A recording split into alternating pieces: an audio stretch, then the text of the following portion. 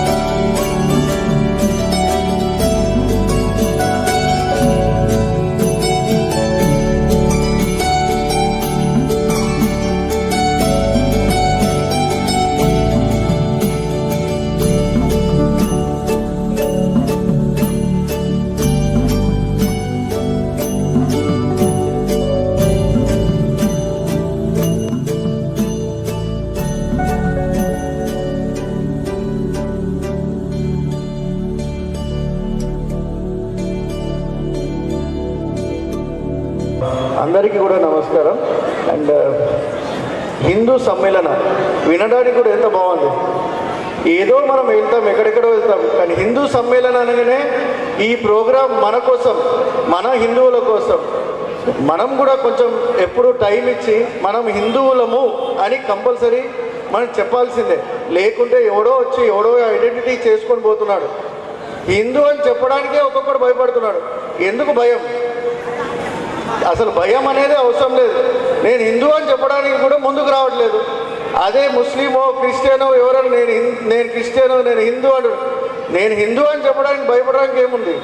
దాంట్లో ఏ పార్టీకి సంబంధం లేదు. మన హిందూ మతం ఎప్పుడు కూడా మన ఒకటే ఐడెంటిటీ, మనం హిందువులం. మన ఐడెంటిటీ మనం పొడగొట్టుకోవద్దు ఎవరి కోసం కూడా. సో అదే నేను చెప్పాలనుకున్నాను.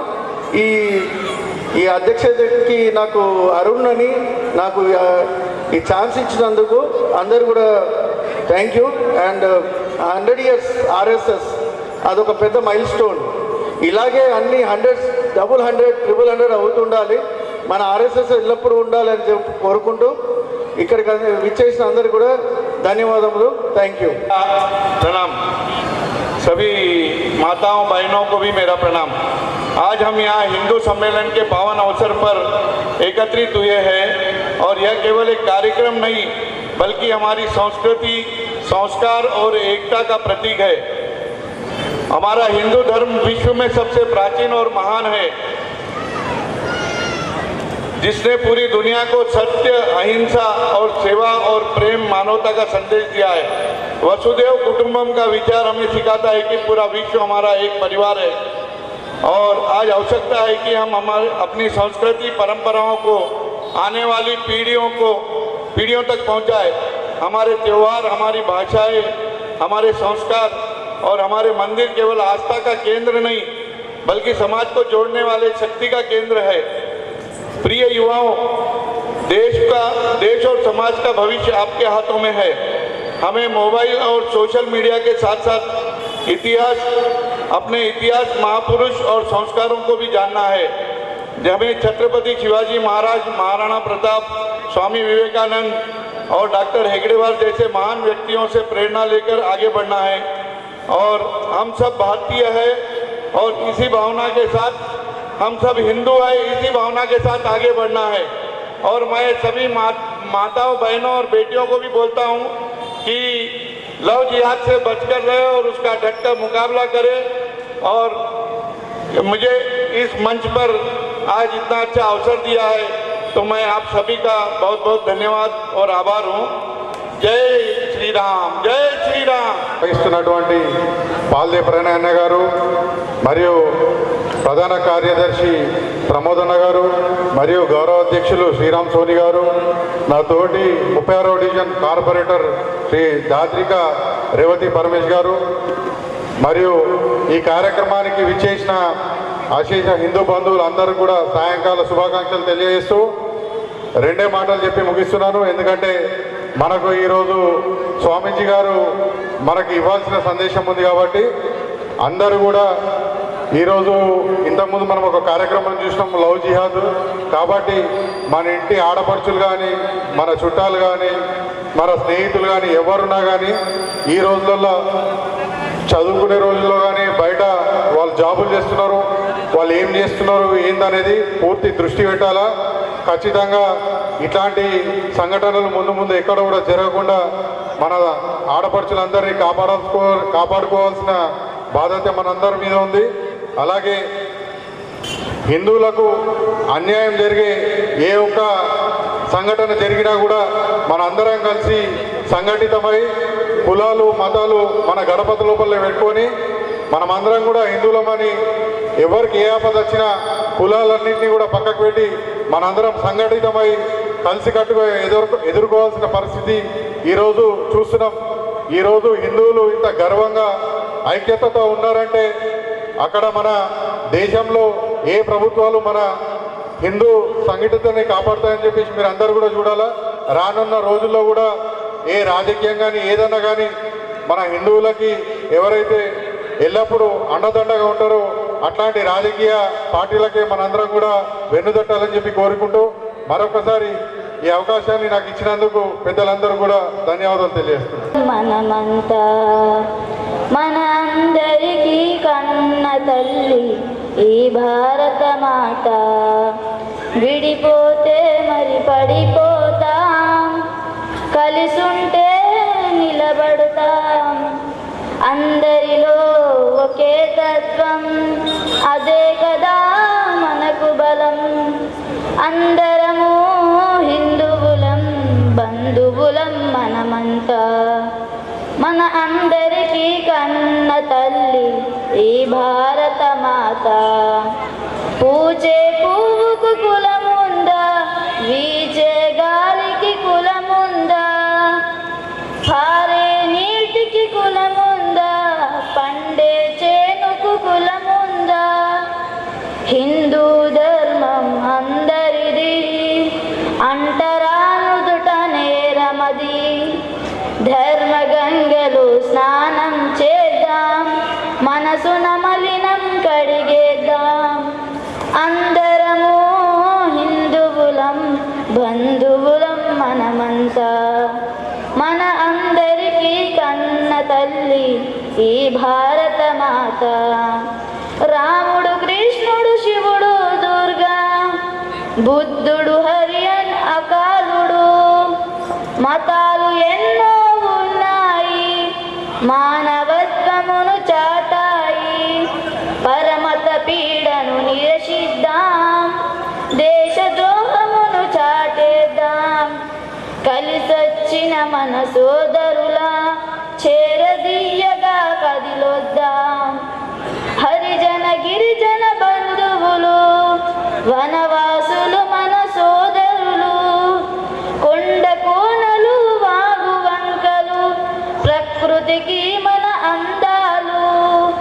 ఎక్కడ పుట్టిన ఎక్కడ పెరిగిన తల్లి కోసమే ఈ తపన.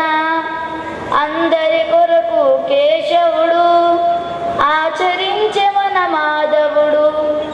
అందరము హిందువులం, బంధువులం మనమంతా. మన అందరికీ కన్న తల్లి ఈ భారత మాత. మాతాకి జై శ్రీరామ్, జై శ్రీరామ్. వేదిక మీద ఉన్నటువంటి పెద్దలు మరియు పూజ్య స్వామీజీలు మరియు నామదేవాడ, అమల్వాడి, బస్తీ హిందూ సమ్మేళనం జరుపుకున్నటువంటి అందరికీ కూడా శుభాకాంక్షలు. ముందుగా మనమందరం కూడా అదృష్టవంతులం. ఎందుకు అదృష్టవంతులం? మనమందరం కూడా అదృష్టవంతులం, చాలా మన పుణ్యాత్ములం అందరం కూడా. ఎందుకు అదృష్టవంతులం అంటున్నాం, ఎందుకు పుణ్యాత్ములు అంటున్నాను అనుకుంటున్నారేమో. హిమాలయం సమారభ్య యావదిందు సరోవరం తం దేవ నిర్మితం దేశం హిందుస్థానం ప్రచక్షతే. హిమాలయాల నుంచి హిందూ మహాసముద్రం వరకు ఉన్నటువంటి ఈ భూమి ఏదైతే ఉందో, ఈ భూమిని సాక్షాత్తు తం దేవ నిర్మితం దేశం, సాక్షాత్తు భగవంతుడు తాను నివసించడానికి కోసము నిర్మించుకున్నటువంటి భూమి భారతదేశం. ప్రపంచం మొత్తాన్ని, సృష్టి మొత్తాన్ని భగవంతుడు సృష్టించినప్పటికీ తాను అవతరించడానికి కొరకు, తాను నివసించడానికి కొరకు మనం ఇంట్లోనైతే ఎట్లయితే మొత్తం రూములు కట్టుకుంటా పూజా మందిరాన్ని ఒక దేవుడి కోసం స్పెసిఫిక్ ఎట్లయితే కడతామో, అట్లా దేవుడు నివసించడానికి కొరకు ఏర్పాటు చేసుకున్నటువంటి భూమి ప్రపంచంలో ఏదైనా దేశం ఉందంటే అది భారతదేశం అంటే. అలాంటి భారతదేశంలో, అందుకోసమే ఈ భారతదేశంలో రాముడు జన్మించాడు, ఈ భారతదేశంలో కృష్ణుడు జన్మించాడు, ఈ భారతదేశంలో శక్తిపీఠాలు ఉన్నాయి, ఈ భారతదేశంలో జ్యోతిర్లింగాలు ఉన్నాయి, ఈ భారతదేశంలో పవిత్రమైన నదులు ఉన్నాయి ఈ దేశంలో. అలాంటి గొప్ప గొప్ప వాళ్ళు, మహానుభావులు పుట్టినటువంటి భూమిలో మనకు కూడా జన్మ లభించినందుకు మనంతా కూడా గొప్ప అదృష్టవంతులం. మనం అందరం కూడా పుణ్యాతులం, మనం అందరం కూడా. ఎందుకోసం అంటే మానవ జన్మ రావడమే చాలా అరుదు. 84 లక్షల జీవరాశులలో మానవ జన్మ రావడం అంటే చాలా.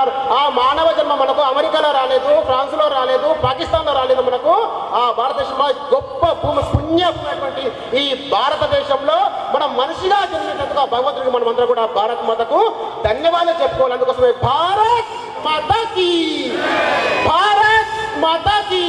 అందుకోసం మనం ప్రతి కార్యక్రమంలో అయినా సరే, ఎక్కడైనా సరే మనం భారత్ మాతాకి జై అంటూ మనం చెప్పుకుంటూ ఉంటాం. మనమంతా ఈ భారతదేశము ఏదైతే ఈ భారతదేశం ఉందో, ఈ భారతదేశంలో ఉన్నటువంటి మనమందరము కూడా మనమంతా హిందువులం. మనం ఆచరిస్తున్నటువంటి ధర్మము సనాతన ధర్మము. ఈ సనాతన ధర్మము ఎప్పుడు పుట్టింది? ఎప్పుడు పుట్టిందో అసలు ఎవరికి ఇప్పటికి ఎవరు కనుక్కోలేకపోయారు. ఈ ధర్మం ఎంత గొప్పదనంటే ప్రపంచంలో చాలా మతాలు ఉన్నాయి. అనేక మతాలు కూడా ఈ ప్రపంచంలో ఉన్నాయి. మీరు ఎప్పుడైనా సరే ఏ మతం వాళ్ళైనా సరే ఎవరైనా సరే అడగండి, మీ భగవంతుని మీరు సాక్షాత్తుగా చూశారా కన్నతోని? సాక్షాత్కరించుకున్నారా మీరు ఎవరైనా అని అడగండి. ఏ ప్రపంచంలో ఉన్నటువంటి ఏ మతాలు కూడా దీనికి ఆన్సర్ చెప్పలేవు. ఎందుకోసంటే వాళ్ళ భగవంతుని చూడలేదు. ఇప్పటి వరకు గుర్తుపెట్టుకోండి, భగవంతుని ప్రపంచంలో ఉన్నటువంటి ధర్మాలలో మతాలలో ఏదైనా సరే భగవంతుని చూసినటువంటి భగవంతుని సాక్షాత్కరించినటువంటి మనుషులు ఎక్కడైనా ఉన్నారనంటే అది కేవలం హిందూ సంస్కృతిలోనే, మన హిందూ సమాజంలోనే మనకు భగవంతుని సాక్షాత్కరించినటువంటి అనేక మంది, లక్షల మంది, వేల మంది మహాత్ములు ఈ భూమిలో ఉన్నారు. మనం భగవంతుని చూసినటువంటి వాళ్ళు అనేక మంది ఉన్నారు. అందరూ అంటుంటారు మన దాన్ని హిందుత్వం అనేటువంటి ఒక మతము అంటుంటారు. మనది మతము కాదు, ధర్మం ఇది. ధర్మం అంటే ఏంటి? మన జీవన విధానం ఇది, మనం జీవించేటువంటి విధానం ఇది. హిందుత్వం మతము కాదు. మతము అంటే ఏముండాలి? మతం అంటే ఒకటే దేవుడు ఉండాలి. ఉన్నారా మనకు ఒక దేవుడు? అనేక మంది దేవతలు ఉన్నారు.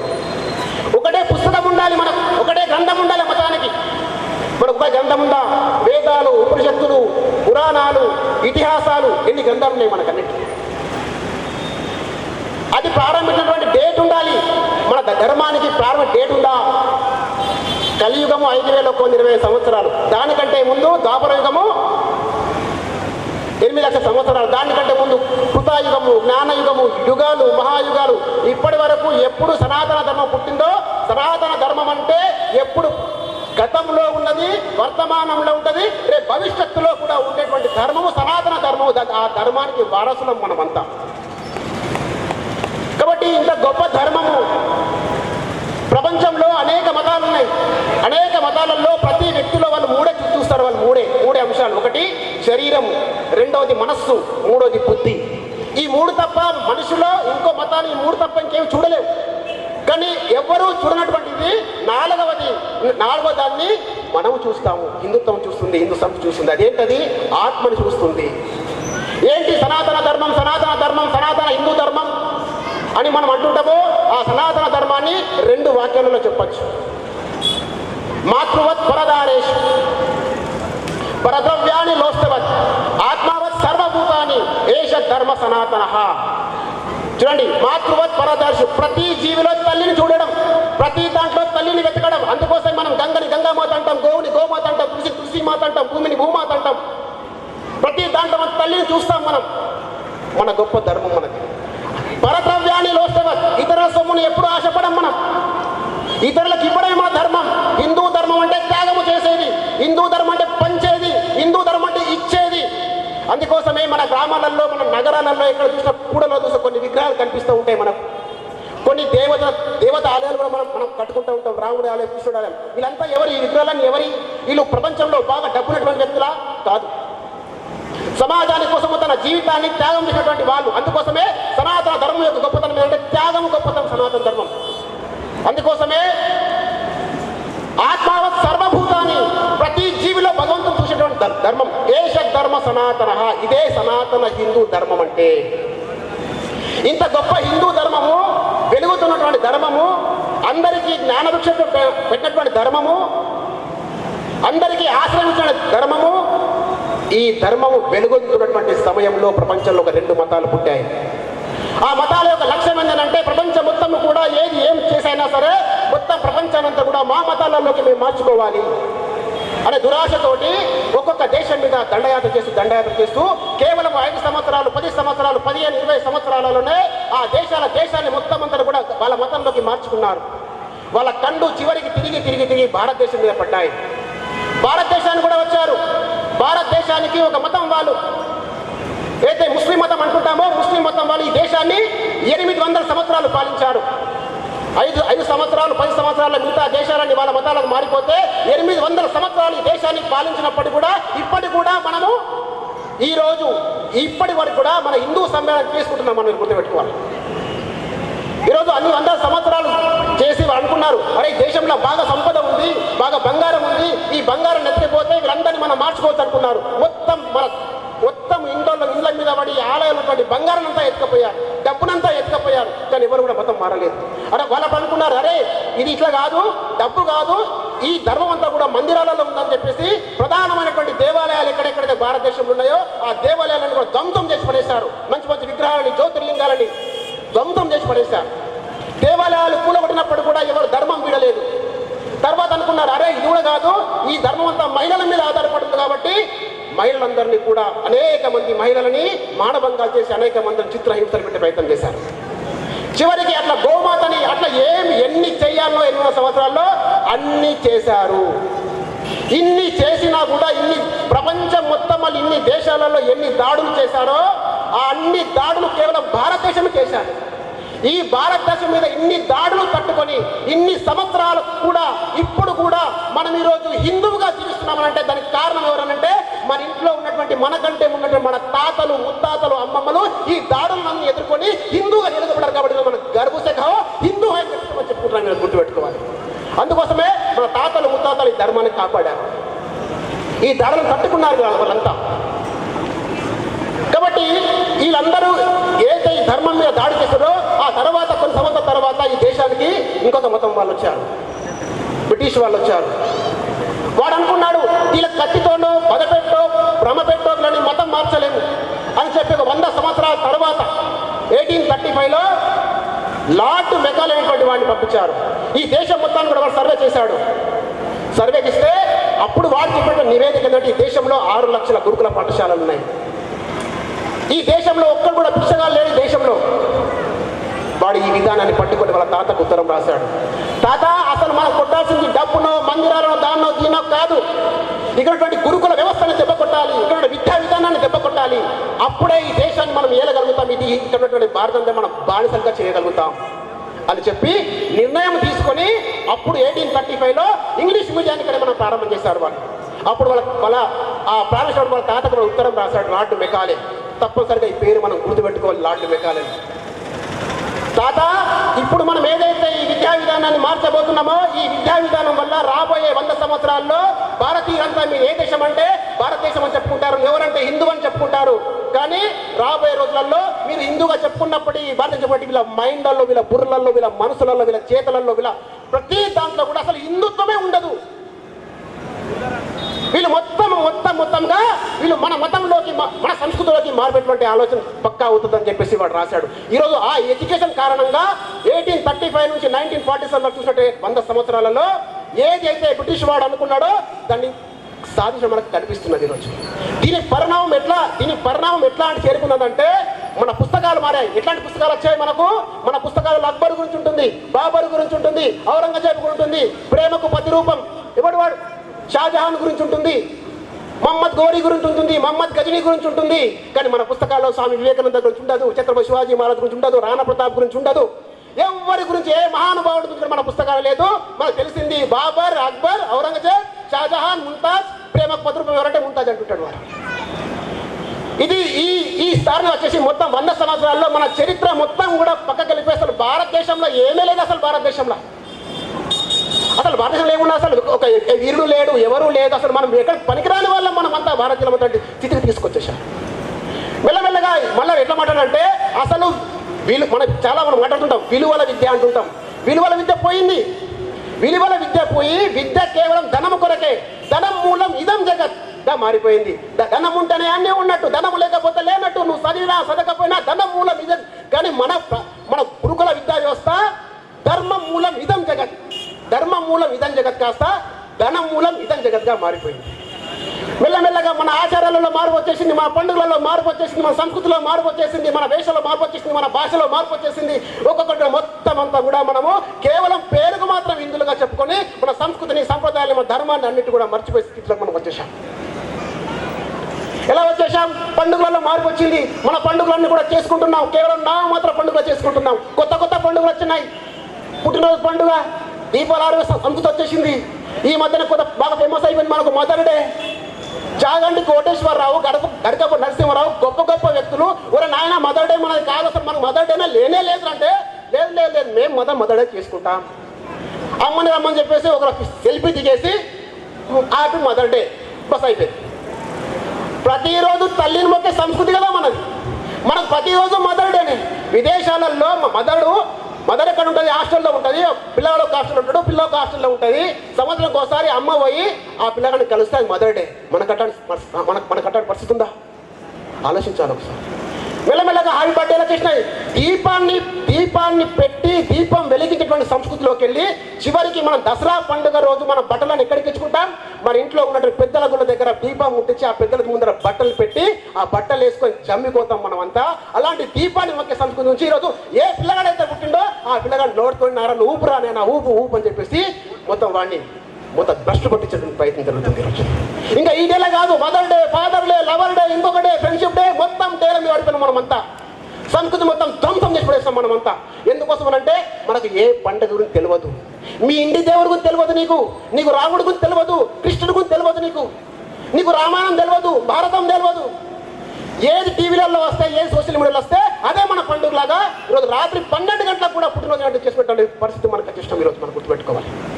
ఇదంతా కేవలం ఆ విద్యా విధానం అన్నటువంటి చరిత్రని పక్క తీసినటువంటి కారణంగానే. ఇంకా చాలా మంది గొప్పగా మాట్లాడుతుంటారు. అందరు ఏం మాట్లాడుతున్నారంటే సెక్యులర్ వాదం వచ్చేసింది కొత్తగా. సెక్యులర్ అంటే ఏంటంటే అన్ని మతాలు సమానమే, అందరూ దేవుళ్ళు సమానమే. ఎవరు మాట్లాడతారు ఇదంతా? సెక్యులర్ అంటే ఎవరు? నీ మతాన్ని నువ్వు గౌరవించి పరమతాన్ని నువ్వు గౌరవించినప్పుడు సెక్యులర్. నీ మతాన్ని నువ్వు గౌరవించుకో, నీ దేవుడిని నువ్వు పూజించుకో, కానీ ఇతర మతస్థుల దేవుడిని కూడా నువ్వు గౌరవించు, అది సెక్యులర్. కానీ మన దేవుళ్ళని తిడుతూ, మన దేవతలను బట్టలు లేకుండా చిత్రాలు వేస్తూ, సరస్వతి మాతను తిడుతూ, అయ్యప్ప స్వామిని తిడుతూ, అనేక దేవతలను ఇష్టమైనట్టుగా మాట్లాడుతూ, మన దేవతలను సైతాన్ అంటూ, మన దేవతలను దయ్యం అంటూ, మనం గోవుని మొక్కుతాం. గోవుని తింటారు వాళ్ళు. గోవుని తిన్నవాడు, గోవుని మొక్కేవాడు, దేవుని సైతాన్ అన్నవాడు, దేవుని మొక్కేవాడు, సైతాన్ అన్నవాడు, మన దేవుడిని తిట్టేవాడు మనకు సంబంధం లేదు. అయినా సెక్యులర్. ఏంటి ఇది? ఎక్కడ సెక్యులరిజం ఇది? అన్ని మతాలు సమానప్పుడు అందరు గౌరవించుకోవాలి కదా. నువ్వు ప్రసారంలో కింద పడేస్తాడు, మనం మాత్రం పోతున్నాం. ఇది మారాలి. ఇది హిందువులు ఆలోచించాలి.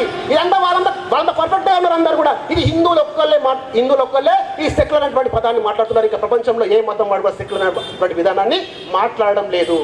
నా మతం వాడే నాకు భాయి, నా మతం వాడే నాకు అన్ని, మిగిలిన సంబంధం లేదు. వాడిని చంపినా ఏం చేసినా నాకు సంబంధం లేనటువంటి స్థితిలోకి ఈరోజు మనకు కనిపిస్తుందా లేదా? ఇంకా మనకి ఎప్పుడు ఆలోచిస్తాం మనమంతా? కాబట్టి ఈ చూడండి, ఈ ఎడ్యుకేషన్ విద్య గొప్పతనం ఏంటంటే మంచిదా ఎడ్యుకేషన్ కావచ్చు. 10వ క్లాస్ చదివినా, ఇంటర్ చదివినా, డిగ్రీ చదివినా, డాక్టర్ చేసినా, నువ్వు ఇంజనీరింగ్ చేసినా, అమెరికా పోయి చదివినా కూడా ఈరోజు ఒక ఎగ్జామ్లో ఫెయిల్ అయితే, ఒక చిన్న కష్టం వస్తే, డిగ్రీ చేసిన వాడు, ఇంజనీరింగ్ చదివినటువంటి వాడు ఆత్మహత్య చేసుకుంటున్నాడు కదా.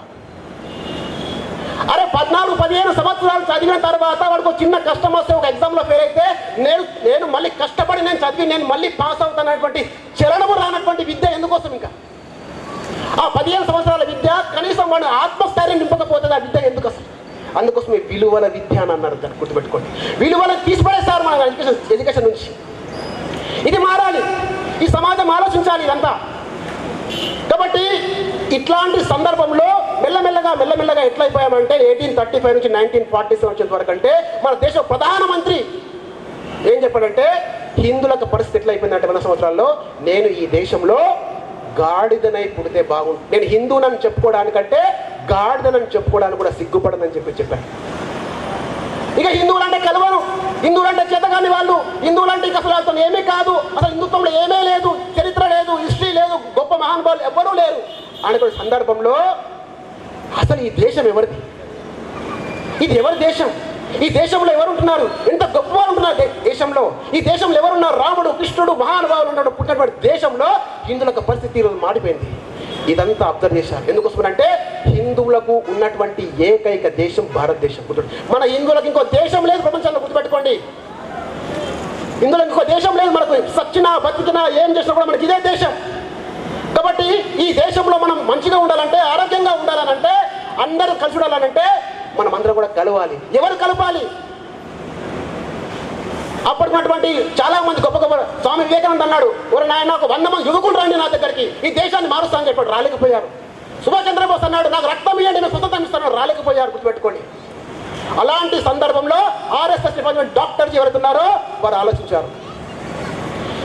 ఇవన్నిటి కూడా అన్ని సమస్యలకు పరిష్కారము హిందువులు హిందుత్వం గురించి తెలుసుకోకపోవడమే, హిందువులు కలిసి లేకపోవడమే. ఇంతకుముందు మన అందరము హిందువులం బంధువులం మనమంతా, మనందరికీ కన్న తల్లి ఈ భారత మాత. హిందువులు కలిసి లేకపోవడం దీనికి ప్రధానమైనటువంటి కారణము అని 1925లో ఆర్ఎస్ఎస్ని ప్రారంభం చేశారు. ఆర్ఎస్ఎస్ గత 100 సంవత్సరాలుగా చేసినటువంటి ఏకైక పని మనుషులను తయారు చేయడం. ఎందుకోసం అంటే మనుషులుగా ఉన్నాం, మన బుర్రలో తీసిపడేశారు మొత్తం విధానం అంతా కూడా. ఆ బుర్రలో తిరిగి నింపేటువంటి విధానాన్ని సంఘం 100 సంవత్సరాలుగా పనిచేస్తుంది. గుర్తుపెట్టుకోండి. ఓన్లీ సంఘం ఏం పనిచేస్తుంది, ఆర్ఎస్ఎస్ ఏం పనిచేస్తుంది అంటే ఆర్ఎస్ఎస్ ఏం చేయదు, ఆర్ఎస్ఎస్ మ్యాన్ మేకింగ్ మిషన్, మనుషులను తయారు చేస్తుంది. కేవలము మనుషులను తయారు చేసి మంచి వ్యక్తులను తయారు చేసి ఈ మంచి వ్యక్తులందరూ కూడా సంఘటితము చేస్తుంది ఆర్ఎస్ఎస్. అందరు కలిసి ఉండండి, కలిసి ఉంటే చాలు. మన వైపు ఎవరు కూడా కన్నెత్తి చూడడానికి కూడా సాహసం మీరు గుర్తుపెట్టుకోండి. హిందువులు ఎక్కడెక్కడ కలిసి ఉన్నారో అక్కడక్కడ ఎప్పుడు కూడా హిందువుల మీద కన్నెత్తి చూడడం లేదు. గుర్తుపెట్టుకోండి. ఎక్కడెక్కడ హిందువులు కలిసి లేరో విడిపోతున్నారో అక్కడక్కడ మన పరిస్థితి మనకు కనిపిస్తుంది. ఈరోజు జమ్మూ కాశ్మీర్ చూడండి, పశ్చిమ బెంగాల్ చూడండి, కేరళ చూడండి, అక్కడ హిందువుల పరిస్థితి చూడండి ఒకసారి. హిందువులు కలిసి ఉండాలి, హిందువులని కలపాలి. ఈ కలపడానికి కోసం సంఘం 100 సంవత్సరాలుగా ఒక తపస్సులాగా మన సమాజంలో పనిచేస్తున్నది. అందుకోసమే 100 సంవత్సరాలు కార్యక్రమాలు జరుపుకుంటున్నప్పటికీ కూడా వెనుక బ్యానర్ మీద హిందూ సమ్మేళనం ఉంది కానీ ఆర్ఎస్ఎస్ సమ్మేళనం లేదు. గుర్తుపెట్టుకోండి. ఆర్ఎస్ఎస్ కు పేరు అవసరం లేదు. 100 సంవత్సరాలైనా ఆర్ఎస్ఎస్ కు గుంట ఆస్తి. భారతదేశంలో 50 దేశాలలో సుమారు సంఘం ఉన్నది, ఆర్ఎస్ఎస్ ఉన్నది.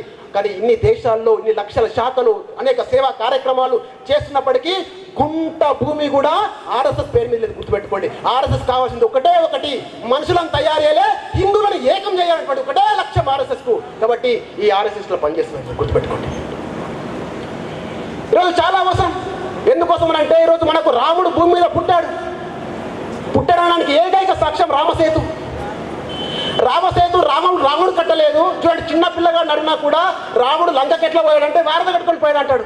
కానీ అప్పుడున్నటువంటి గవర్నమెంట్ సర్వే చేయించి రాముడు ఈ వారధిని రాముడు కట్టలేదు, ఆడాంసు కట్టాడు. ఆడాంసు ఎవడండి మన దేశంలో? దాన్ని కూల్చేస్తామనంటే అది మన యొక్క సంస్కృతి, ఆస్తి. మన రాముడు మన గౌరవం, మన ఒక ఆస్తి. దాన్ని కాపాడుకున్నాం. రాముడు ఉన్నటువంటి అయోధ్యలో మందిరం లేకపోతే 5 సంవత్సరాలు సంఘం కొట్లాడింది. గుర్తుపెట్టుకోండి. తిరుపతి కొండలు 7 కొండలు, చిన్న పిల్లగా నన్ను కూడా 7 కొండల వాడ వెంకటరమణ గోవింద అంటే గోవింద. 7 కొండలు ఎవరి అంటే తిరుపతి ఎన్ని కొండలు అంటే 7 కొండలు. చిన్న పిల్లవాడు చెప్తున్నాం మనం. అలాంటి తిరుపతి కొండలు ఎన్ని కొండలు అంటే తిరుపతి హిందువుల 2 కొండలు, మిగతా కొండలు ఏ మతం వాడన్నా వాడుకోవచ్చు అని చెప్తే తిరుపతి పరిరక్షణ పేరు మీద సంఘము కొట్లాడి చివరికి గవర్నమెంట్తోనే 7 కొండలు వాడినటువంటి అనిపించింది. ఇలా 1 కాదు 2 కాదు, అనేకం ఉన్నాయి. ఈరోజు స్థితికి ఎట్లా అయిపోయామంటే ఈరోజు పేపర్ మీద ఏదైనా మన అప్లికేషన్ ఫామ్ నింపినప్పుడు పేరు, తండ్రి పేరు, తల్లి పేరు, గ్రామం రాసిన తర్వాత నీ మతం ఏదంటే హిందువు రాసుకుంటాం హిందువు అని. పేపర్ మీద హిందువులం, ప్రాక్టికల్గా హిందువులం కాదు. ప్రాక్టికల్గా హిందువులు ఎప్పుడైతే నీకు రామాయణం తెలుసా, నీకు మహాభారతం తెలుసా, నీకు దేవుడి గురించి తెలుసా, నీకు ధర్మం గురించి తెలుసా? నాకు దేవుడు తెలియదు, ధర్మం తెలియదు, భగవద్గీత తెలియదు, రాముడు తెలియదు, రామాయణం తెలియదు, ఏమీ తెలియదు. కానీ నేను హిందువుని. నువ్వు ఎట్లా హిందువు అవుతావు? కాబట్టి ఈరోజు సంఘం 100 సంవత్సరాల సందర్భంగా ఎక్కడ కూడా ఆర్ఎస్ఎస్కు జిందాబాద్ చెప్పండి, ఆర్ఎస్ఎస్కు డాక్టర్ జీ అమర్ రాయ్ అని చెప్పండి అని ఎక్కడ చెప్పట్లేదు. ఆర్ఎస్ఎస్కు 100 సంవత్సరాల సందర్భంగా ఆర్ఎస్ఎస్ కోరుకుంది ఒకటే. మనకు 100 సంవత్సరాలు అవుతుండొచ్చు, కానీ ఈ 100 సంవత్సరాలని మనకున్న బలానంతా కూడా సమాజంలో కొన్ని మార్పుల కోసం ఉపయోగిద్దాం అని చేస్తున్నది. మొదటి మార్పు చూడండి. ఈ విద్యా విధానం వల్ల నువ్వు వేరు, మనం వేరు అనుకుంటూ మొత్తం అంతా కూడా హిందూ సమాజం అంతా కూడా విడిపోయింది. నువ్వెవరు అని అంటే నువ్వు ఏ మతం అన్నా అడగండి. ఆ మతాలలో మన ధర్మంలో ఎన్ని క్యాస్ట్లు ఉన్నాయో మిగతా ధర్మాలు కూడా మనకంటే క్యాస్ట్ ఉన్నాయి. కానీ నువ్వు అని అడిగితే వాడు మతం పేరు చెప్పారు, కానీ క్యాస్ట్ పేరు చెప్పడం గుర్తుపెట్టుకోండి. కానీ మనం మాత్రం మీది ఎవరంటే మేము పలానా కాపోళ్ళం, పలానా ఈ కులం, పలానా ఆ కులం అని మనం కులం పేరు చెప్తుంటాం. ఎక్కడుంది క్యాస్ట్ ఫీలింగ్?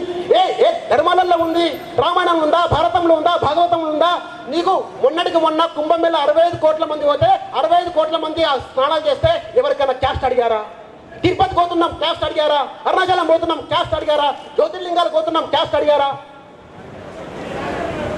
పెద్ద ఆలయాలలో, పెద్ద పుణ్యక్షేత్రాల్లో లేనటువంటి క్యాస్ట్ ఫీలింగ్ ఈరోజు గ్రామాల్లో ఉన్నటువంటి చిన్న చిన్న దేవాలయాల్లో మన బస్తున్నటువంటి ఆలయాల్లో క్యాస్ట్ ఫీలింగ్. ఒకవేళ మనం క్యాస్టుల వారిగా విడిపోతే హిందూ సమాజం నిలబడగలుగుతుందా? ఎక్కడెక్కడ క్యాస్ట్ పేరు మీద విడిపోయిందో సమాజము అక్కడక్కడ హిందూ సమాజం చాలా బలహీన పడిపోయింది. గుర్తుపెట్టుకోండి, హిందువులంతా ఈరోజు చాలా కష్టమైన పరిస్థితిలో ఉన్నారు. గుర్తుపెట్టుకోండి, మనం రక్షించడానికి ఇంకెవరు లేరు. గుర్తుపెట్టుకోండి, మనకు ఉన్నదంలో ఒకటే భారతదేశం. హిందూ ధర్మము బాగుంటే ప్రపంచమంతా బాగుంటుంది. అరే ఇదేం సంబంధం అండి? హిందూ ధర్మం బాగుంటే ప్రపంచం అంతా ఎట్లా బాగుంటుంది? ఉంటుంది. ఎందుకోసం అంటే అందరూ బాగుండాలి, అందులో మేముండాలి అని కోరుకునేటువంటి సంస్కృతి ప్రపంచంలో ఒకటే సంస్కృతి, అది హిందూ సంస్కృతి. గుర్తుపెట్టుకో. భారత మాతరం వందే భారత మాతరం. జై శ్రీరామ్, జై శ్రీరామ్.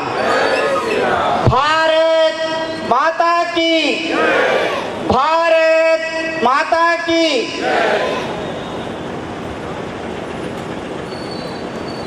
ఈరోజు మన ఇందూరు నగరంలో నాందేవాడలో జరుపుకునేటువంటి హిందూ సమ్మేళన కార్యక్రమంలో పాల్గొన్నటువంటి మాతృమూర్తి, అలాగే అధ్యక్షులు, గౌరవ అధ్యక్షులు, అలాగే ఇతర పెద్దలు, ఇక్కడ కూర్చున్నటువంటి మాతృపితృ స్వరూపులైనటువంటి లక్ష్మీనారాయణ స్వరూపులైనటువంటి భావి భారత పౌరులు, చిరంజీవులు, మీ అందరికీ కూడా ఆ భరతమాత ఆశీస్సులు సదా ఉండాలని ప్రార్థిస్తాను. మనందరం ఎవరమండి? ఎవరం? హిందువులం. చెప్పడంలోనే హిందువులం అని తెలుస్తుంది. పెద్దలు ఒక కథ చెప్తుంటారు. ఒక సింహం గర్భంతో ఉంది. అడవిలో తిరుగుతున్న సమయంలో ఈదురు గాలులు వీస్తున్నాయి, వర్షం పడుతూ ఉంది. ఆ సమయంలో ఒక సింహం పిల్లని ప్రసవించి అనారోగ్యంతో ఆ సింహం చనిపోయింది. ఆ సింహం పిల్ల ఏదైతే ఉందో ఆ సమయంలో ఒక గొర్రెల మంద అటువైపు వెళ్తూ ఉంటే ఆ సింహం పిల్ల ఆ గొర్రెల మందలో కలిసిపోయింది. కలిసి ఆ గొర్రెలతో వెళ్ళిపోయింది. అలా ఆ గొర్రెలతో ఆ సింహం పిల్ల తిరుగుతూ తిరుగుతూ అది ఒకే శబ్దం వింటుంది, మే మే అనని. ఆ శబ్దాన్ని విని విని విని విని అది కూడా మే అనడం ప్రారంభం చేసింది. ఆ తర్వాత గొర్రెలు ఏం చేస్తాయి? గడ్డి తింటాయి, ఆకులు అలములు తింటాయిగా. వాటితో తిరిగినటువంటి ఆ సింహం పిల్ల కూడా ఆకలితో వాటితో తిరిగి తిరిగి తిరిగి తిరిగి ఆ ఆకులు తినడం అలవాటైపోయింది, ఆ గడ్డి తినడం అలవాటైపోయింది. మేమే అంటుంది, గడ్డి తింటుంది, ఆ మందలో తిరుగుతూ ఉంది. కొద్ది రోజులు గడిచిపోయింది.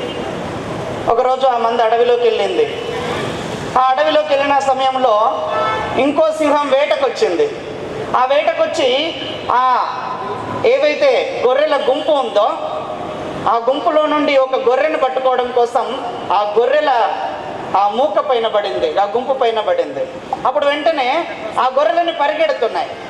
ఆ పరిగెత్తేటువంటి సమయం లోపల అందులో ఒక సింహం పిల్ల కనపడింది. దీనికి అరే రే, నన్ను చూసి పరిగెడితే గిరిగెడితే ఈ గొర్రెలు పరిగెత్తాలి, అంతేగాని ఆ సింహం పిల్ల ఎందుకు పరిగెడుతుంది అని ఆ గొర్రెలను పట్టుకోవడం మానేసి ఆ సింహం పిల్లను పట్టుకుంది. అప్పుడు వెంటనే అది కూడా అరుస్తుంది, మే మే మే అని. ఇది ఆశ్చర్యపోయింది. అరే, సింహం గాండ్రించాలి, గర్జించాలి, ఇదేంటి మేమే అంటుంది అని దాన్ని పట్టుకొని అప్పుడు వెంటనే అది అరుస్తుంది. ఏంటి వదిలేస్తే నేను వెళ్ళిపోతా, నువ్వు ఎక్కడ నన్ను చంపుతావో వదిలే అన్నట్టుగా అరుస్తుంది పాపం అది. అప్పుడు వెంటనే దానికి ఆ వృత్తాంతం దానికి అర్థమైపోయింది. ఓహో, ఇది గొర్రెలతో తిరిగి ఇది కూడా గొర్రె అని భావిస్తుంది అని చెప్పేసి దీనికి అర్థం చేయించాలి అని పట్టుకొచ్చింది. అది అరుస్తానే ఉంది. అలా ఒక చెరువు దగ్గరికి తీసుకెళ్ళింది. ఆపు, చూడు, ఆ కిందికి చూడు, ఏం కనబడుతుంది?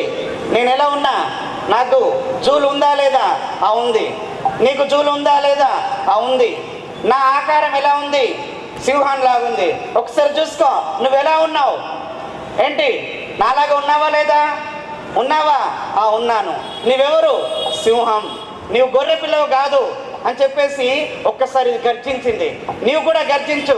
పాపం ఆ శబ్దం వెళ్ళే మర్చిపోయింది. ఒక్కసారి గట్టిగా వీపులో కొట్టింది. అప్పుడు వెంటనే ఆ ఒరిజినల్ శబ్దం బయటకు వచ్చింది. చూడు, నీవు సింహము. అలాగే ఇవాళ మీరందరూ కూడా ఆ సింహము యొక్క సంతానము. మీరందరూ హిందువులను గుర్తు చేయడానికే ఈ హిందూ సమ్మేళనము. మనందరం కూడా మర్చిపోయామండి. ఇవాళ సినిమాలను చూసి చూసి చూసి చూసి హీరోయిజాన్ని నేర్చుకున్నారు మన సంతానం అంతా కూడా. ఇవాళ మన సంస్కృతి సాంప్రదాయాలను మర్చిపోయాం.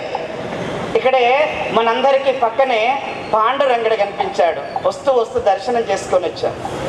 ఇవాళ మనందరం కూడా దైవ దర్శనాలకు వెళ్తున్నాం, తీర్థయాత్రలకు వెళ్తున్నాం. కానీ ఆ తీర్థయాత్రలో ఏ దేవాలయానికి వెళ్తున్నామో ఆ దేవాలయం యొక్క చరిత్రను తెలుసుకోవడం మర్చిపోయాం. పుండరీకుని ద్వారా సాక్షాత్ ఆ విష్ణుమూర్తి పాండురంగ అవతారంలో ఈ భూమిపైకి వచ్చాడు. చేసిన కారణంగా ఆ సేవను చూసినటువంటి విష్ణుమూర్తి సంతృప్తి పడి ఆ వైకుంఠాన్ని వదిలేసి ఆ తల్లిదండ్రులకు సేవ చేసినందుకు గాను ఈయన కోరుకోలేదండి. ఆయనే చలించిపోయి నా భక్తుడికి నేను దర్శనం ఇవ్వాలి అని వైకుంఠాన్ని వదిలివేసి ఈ భూమికి వచ్చినటువంటి సంఘటన ఏదైతే ఉందో అది పండరీపురం యొక్క చరిత్ర. అంటే తల్లిదండ్రులకు సేవ చేయడమే ఒక కుమారుడి యొక్క లక్ష్యం అని చెప్పేదే ఆ పాండురంగని యొక్క చరిత్ర. ఆ చరిత్ర ఇవాళ మన పిల్లలకు చెప్పలేకపోయాం. నామదేవ్ వాడ అని అనుకున్నాం, సంతు నామదేవ్. ఆ నామదేవ్ ఎంత గొప్పవాడు అనంటే ఒక సంఘటన, ఆయన తీర్థయాత్రలకు వెళ్ళేటువంటి సమయం లోపట మిట్ట మధ్యాహ్నము ఒకానొక సందర్భములో తాను తెచ్చుకున్నటువంటి ఒక ఆహారాన్ని తినడం కోసము విప్పుకొని కూర్చున్నటువంటి సమయంలో ఆకలితో ఉన్నటువంటి ఒక కుక్క పరిగెత్తుకొని వచ్చి అతను తెచ్చుకున్నటువంటి ఆహారములో నుండి ఒక రొట్టెను కరుచుకొని పరిగెడుతూ ఉంటే ఈ ఆహారము, ఈ రొట్టెలు ఏవైతే ఉన్నాయో వారం రోజుల క్రితం చేసినటువంటివి ఎండిపోయి ఉన్నాయి, గట్టిపడి ఉన్నాయి. వాటిని గనక కొరికినట్లయితే దానికి పంటి నొప్పి వస్తుందేమో, దాని పళ్ళు ఊడిపోతాయేమో, నేతిలో ముంచుకున్నట్టయితే అది మెత్తబడుతుంది కదా అని ఆ కుక్క లోపట కూడా భగవంతుణ్ణి చూసి నేతి గిన్నెను పట్టుకొని ఆ కుక్క వెనక పరిగెత్తినటువంటి సంతు నామదేవ్ పుట్టినటువంటి దేశం ఈ భారతదేశం. ఆ నామదేవ్ యొక్క చరిత్రని వాళ్ళ మర్చిపోయాం. ఇవాళ సినిమాలు చూస్తున్నాం. సినిమాలను చూస్తూ హీరోయిజం అంటే ఏంటి అంటే ఆడపిల్లల వెనకాల పడడం హీరోయిజం, పని పాట లేకుండా తిరగడం హీరోయిజం, పని పాట లేకుండా తిరగడం హీరోయిజం, రోడ్లపైన తిరగడం హీరోయిజం, పిచ్చి పనులు చేయడం హీరోయిజం. అలాంటి యొక్క సినిమాలను చూసి చూసి చూసి మన యువత ఏదైతే ఉన్నారో వాళ్ళ యొక్క శక్తి శౌర్యాలను తెలుసుకోలేక, మన రామాయణాన్ని మనం చెప్పలేక, మన భారతాన్ని మన పిల్లలకు మనం వినిపించలేని కారణంగా సినిమాల్లో చూసి హీరోయిజం అంటే కేవలం రోడ్లపైన తిరగడమే హీరోయిజం అనుకొని ఇవాళ ఈ సభను వదిలిపెట్టి మన యువత అంతా రోడ్లను తిరగడానికి వెళ్ళిపోయారు. మొదట కూర్చున్నారు, అందరూ కూడా హీరోలుగా వెళ్ళిపోయారు. ఒరే, ఈ దేశంలో 650 సంవత్సరాల క్రితము ఒక శివాజీ పుట్టాడు. ఈ దేశానికి కష్టం వచ్చిన రోజున ఈ దేశంలో ఉండేటువంటి యొక్క దేవాలయాలు కూల్చేసేటువంటి సమయంలో, మన విగ్రహాన్ని ధ్వంసం చేసేటువంటి సమయంలో, మన దేవీ దేవతలపైన మూత్ర విసర్జన చేస్తున్నటువంటి సమయంలో, మన సంస్కృతిని పాడు చేస్తున్నటువంటి సమయంలో ఒక్క హీరో వచ్చాడు. నిజమైనటువంటి హీరో వచ్చాడు ఆ శివాజీ. అలాంటి వాళ్ళను పరిగెత్తించి కొట్టాడు, ఈ దేశ సంస్కృతిని కాపాడాడు, వాడురా హీరో అని చెప్పాల్సినటువంటి మనము ఇవాళ చెప్పలేని కారణంగా వాడు సినిమాలో చూసినటువంటి హీరోనే నిజమైన హీరోగా భావించి రోడ్లపైన తిరుగుతున్నారు. ఒక్కసారి అర్థం చేసుకోండి.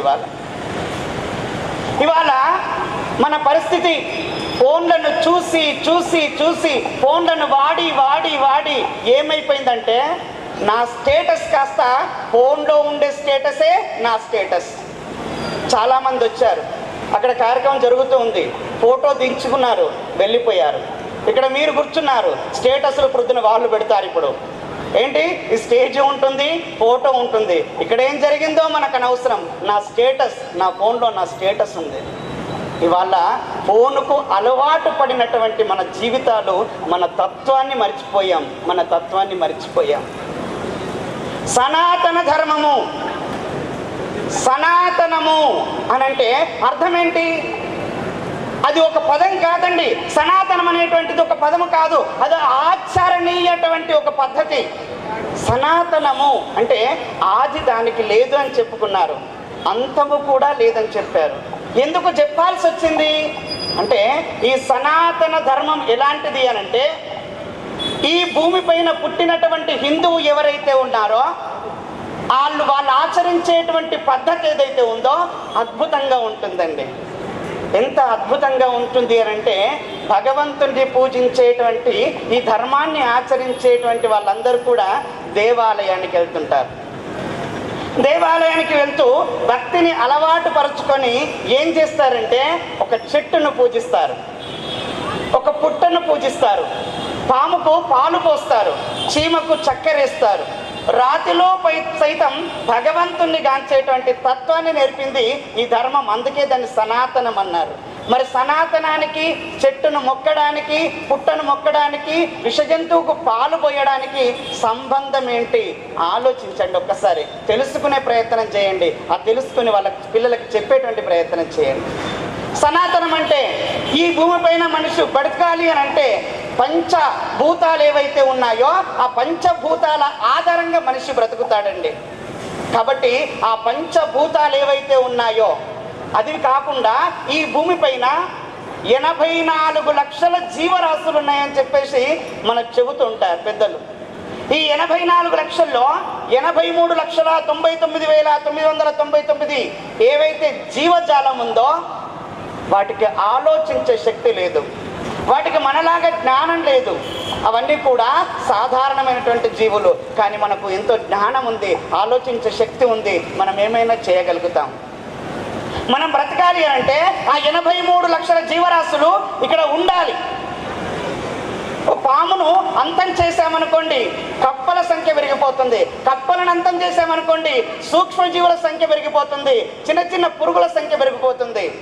అంటే ఈ భూమిపైన మనం ప్రశాంతంగా ఉండాలంటే ఇక్కడ ఉండేటువంటి ఒక జంతుజాలం అంతా కూడా బ్రతికి ఉండాలి. అందులో పంచభూతాలు ఉండాలి. మనం భగవంతుని పూజ చేసేటప్పుడు, మనం ఇల్లు కట్టుకునేటప్పుడు, పంట పండించేటప్పుడు భూమికి నమస్కారం చేస్తాం, భూమిని పూజిస్తాం.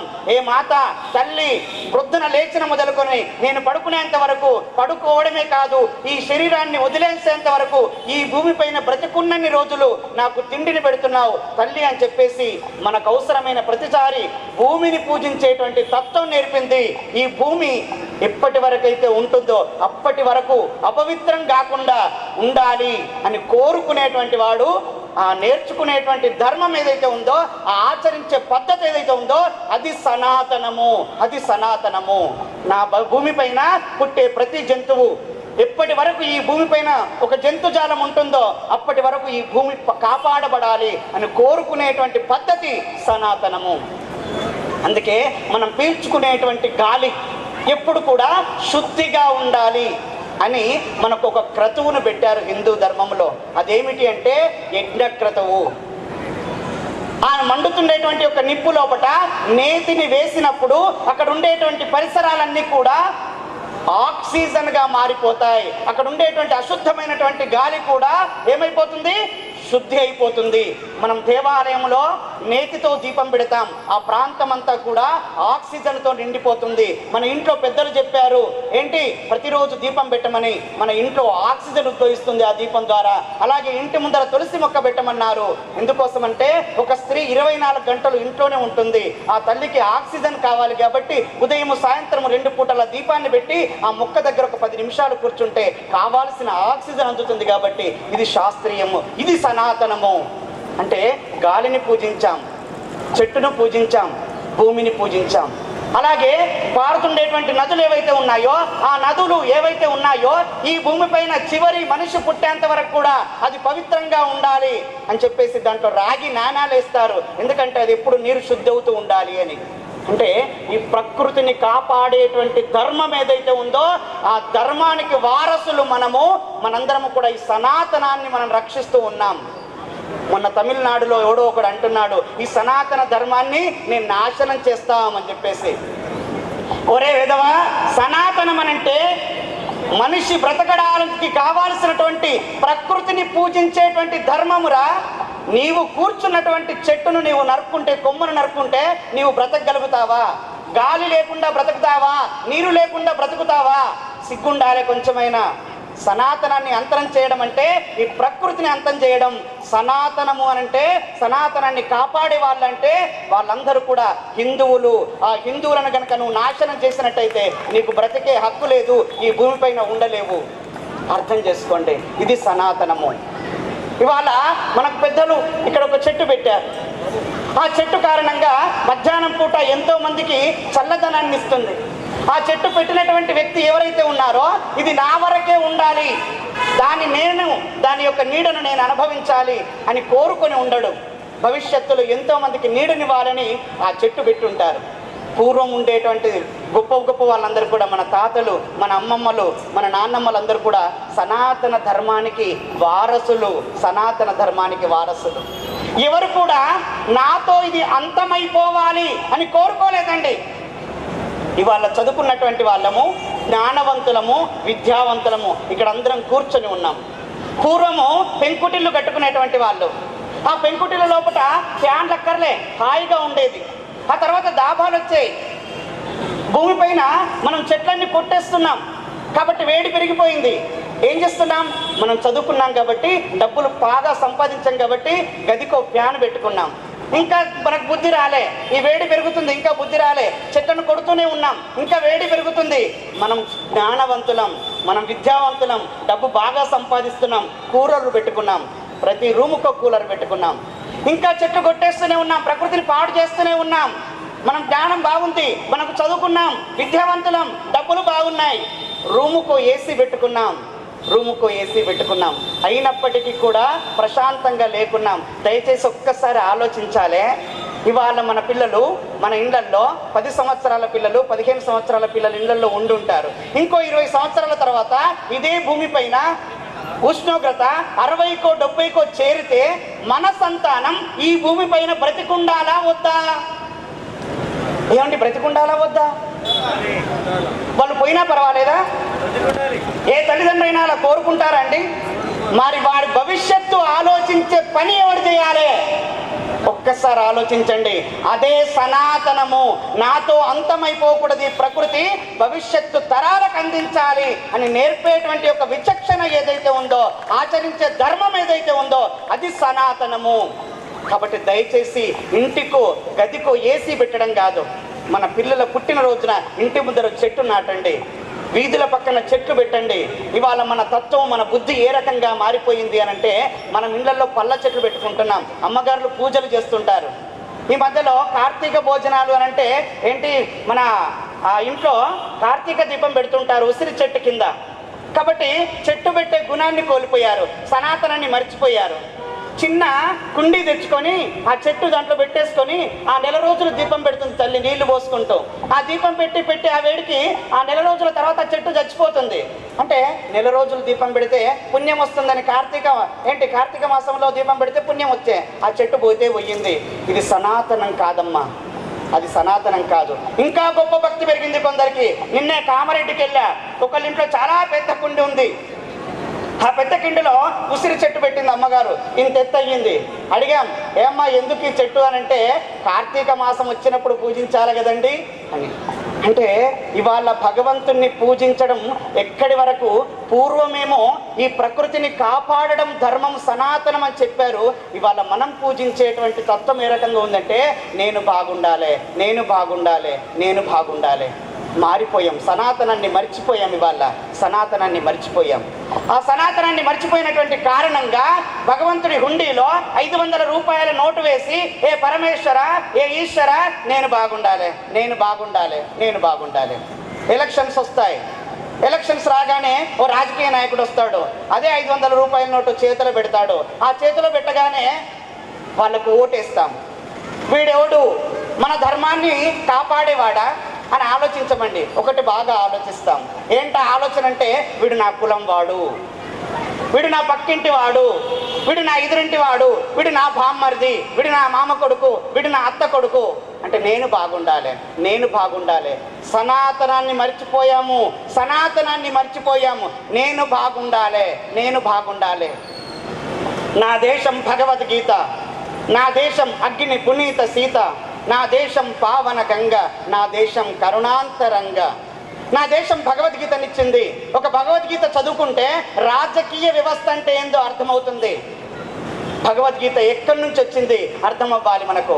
మహాభారత యుద్ధం జరిగేటువంటి సమయం లోపట అర్జునుడు ప్రత్యర్థులను చూడడానికి ముందుకు వెళ్ళినటువంటి సమయం లోపట, ఆ ప్రత్యర్థులందరినీ చూసినటువంటి సమయం లోపట, అరే ప్రత్యర్థులంతా ఎవరో కాదు, నా తాతలు, నా పెద్దనాయనలు, నా చిన్నాయనలు, నా సపరివారము. ఉదయం లేచిన మొదలు సాయంత్రం పడుకునేంత వరకు నాకు సేవ చేసేటువంటి సపరివారం అంతా కూడా నాకు అక్కడ ఉన్నారు. వాళ్ళందరిని చంపాలా, వాళ్ళను చంపి ఈ రాజ్య సుఖాలను అనుభవించాలా, ఈ సింహాసనం పైన కూర్చోవాలా అనేటువంటి ఒక ఆలోచన వచ్చిన కారణంగా గాంధీవాన్ని కింద పడేసి ఆయన కూడా కింద పడిపోయి కింద బొర్లుతూ ఏడుస్తూ ఉన్నటువంటి సమయంలో శ్రీకృష్ణ పరమాత్మ వచ్చాడండి. శ్రీకృష్ణ పరమాత్మ వచ్చాడు. ఆయన వచ్చి చెప్పాడు భగవద్గీత. ఆ భగవద్గీత చెప్పిన తర్వాత ఏమండి అర్జునుడు ఏం చేశాడు? రణరంగం నుండి పారిపోయాడా? పారిపోయాడండి. ఏమండి పారిపోయాడా? నాలాగా సన్యాసం తీసుకున్నాడా? ఏం చేశాడు? లేచాడు, నిలబడ్డాడు, గాంధీవాన్ని తీసుకున్నాడు, యుద్ధం చేశాడు, గెలిచాడు, సింహాసనాన్ని అధిష్ఠించాడు. ఇవాళ ఆ భగవద్గీత ఎవరు చదవాలి? గెలవాలి అనుకునేవాడు చదవాల్సింది భగవద్గీత. సమాజంలో నిలబడాలి అనుకునేవాడు చదవాల్సింది భగవద్గీత. ఒక రాజకీయ నాయకుడు నేను ముందుండాలి అనుకునేవాడు చదవాల్సింది భగవద్గీత. ఇవాళ నీవు భగవద్గీత చదవనటువంటి కారణంగా నా పక్కింటోడు, పాలోడు, నా కులపోడని ఓటేస్తున్నావు. కానీ అర్జునుడు నా పెద్దనాయన సరే, నా చిన్నాయనైనా సరే, నా తాతైనా సరే, నా తండ్రైనా సరే, నా సపరివారమైనా సరే, నా ధర్మం పైన దాడి చేస్తే ఏం చేయాలా? వాడిపైన యుద్ధం చేయాల్సిందే అని భగవద్గీత చెప్పింది. ఇవాళ భగవద్గీత చదవనటువంటి కారణంగా నీవెవరెవరికో ఓట్లేస్తున్నావు. ఎవరికో ఓటేస్తే ఇవాళ పక్క రాష్ట్రమైనటువంటి ఆంధ్రప్రదేశ్లో గత 5 సంవత్సరాల క్రితము పరిపాలించినటువంటి ప్రభుత్వము ఆంధ్రప్రదేశ్లో 5 సంవత్సరాలు కొన్ని వందల దేవాలయాలు కూల్చేశారు, కొన్ని వందల రథాలను తగలబెట్టారు, కొన్ని వందల దేవీ దేవతల విగ్రహాన్ని ధ్వంసం చేశారు. ఇవాళ దేవాలయానికి వెళ్ళి నేను బాగుండాలని కోరుకుంటున్నావు, నీకు నచ్చిన వాడికి ఓటేస్తున్నావు. ఆ ఓటేసుకున్నటువంటి వ్యక్తి ప్రభుత్వాన్ని ఏర్పాటు చేసి వాడు ధర్మాన్ని నాశనం చేస్తుంటే, ఆ పక్క రాష్ట్రంలోనే కలియుగ దైవమైనటువంటి వెంకటేశ్వర స్వామి యొక్క లడ్డూ ప్రసాదాన్ని చనిపోయినటువంటి జంతు కళేబరాల ద్వారా తీసినటువంటి ఒక నేతితో అపవిత్రం చేస్తూ ఉంటే, భక్తులమైనటువంటి మనము, హిందువులమైనటువంటి మనము ఏం చేశాం?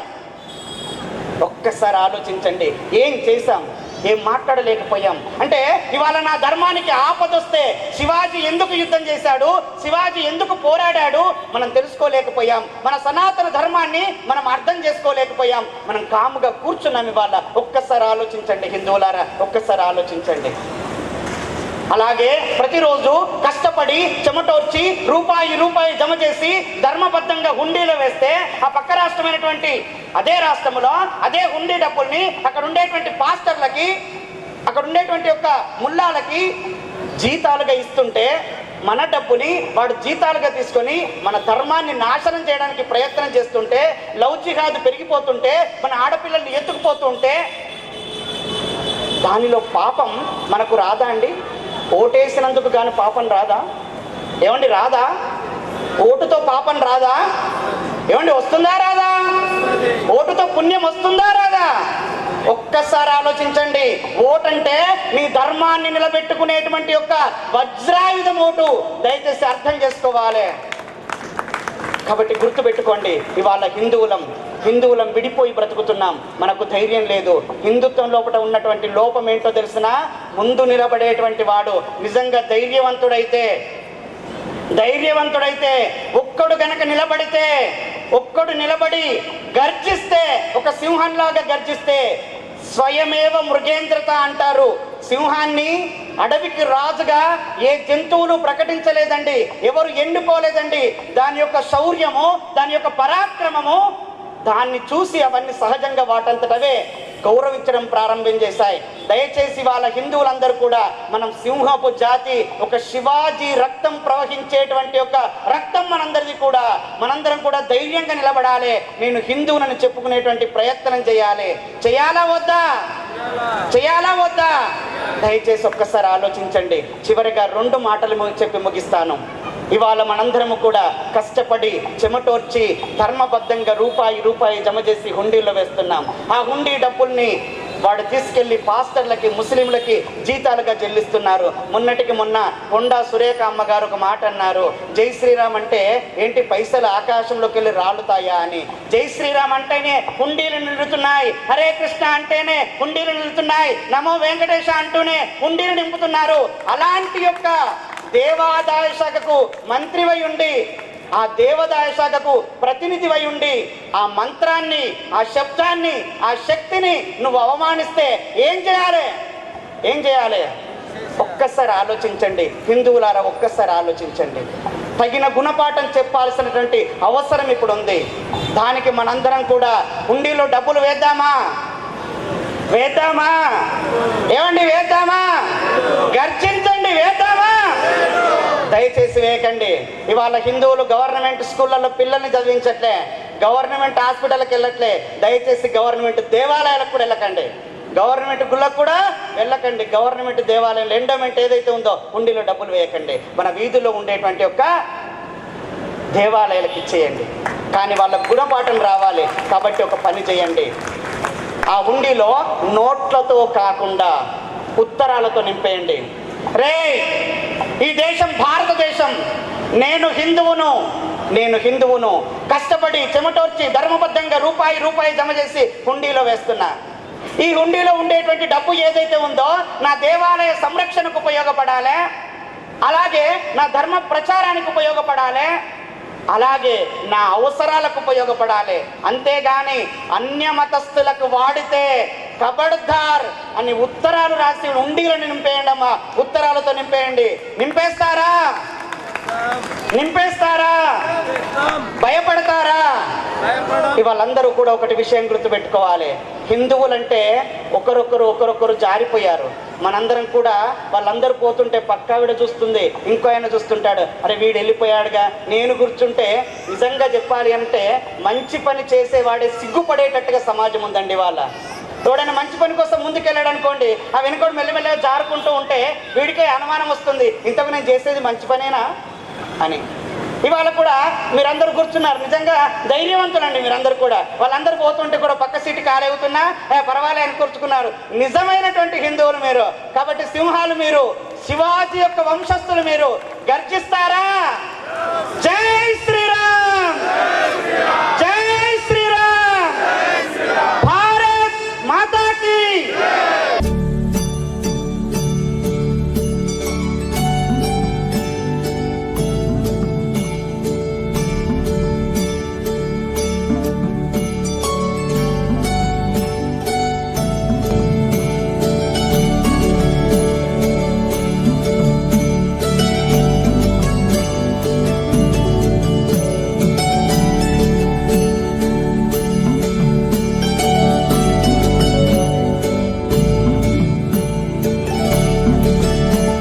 సంవత్సరాలు పురస్కరించుకొని ఏర్పాటు చేసినటువంటి నామదేవాడ మరియు హమల్వాడి హిందూ సమ్మేళనానికి ముఖ్య అతిథిగా విచ్చేసినటువంటి శ్రీ విశోక తీర్థ స్వామి వారికి ధన్యవాదములు, పాదాభినందనలు తెలియజేస్తున్నాను.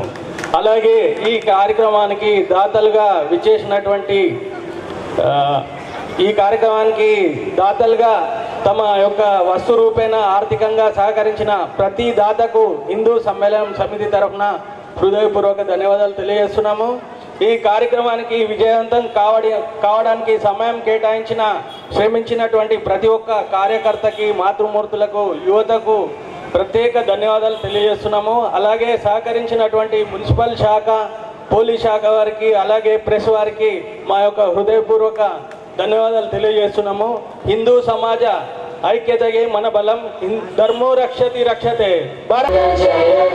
भारत भाग्य विधाता पंजाब सिंध गुजरात मराठा द्राविड उत्कल बंगा विंध्य हिमाचल यमुना गंगा उच्चल जलधि तरंगा तव शुभ नामे जागे तव शुभ आशीष मांगे गाहे तव जय गाथा जन गण मंगलदायक जय हे भारत भाग्य विधाता जय हे जय हे जय हे जय जय जय जय हे